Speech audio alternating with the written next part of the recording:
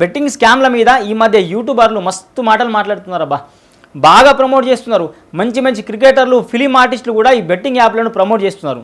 అయితే ఇదంతా మంచిగా ఉన్నది, కానీ చాలామంది ఆశావాహులు ఎట్లైనా ఫుల్ పైసలు కమాయించాలని ఈ యాప్లలో మస్తు పైసలు బెట్టింగ్లు వేస్తున్నారు.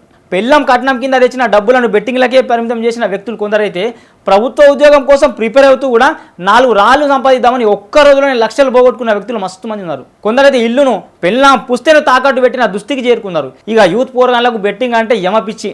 మేము సేఫ్ సైడ్ ఆడతాం అనుకుంటా అమ్మ నాన్నలు పంపిన పాకెట్ మనీ, హాస్టల్ ఫీజుల కోసం, కోర్సుల కోసం పంపిన పైసల్ని సర్వనాశనం చేస్తున్నారు.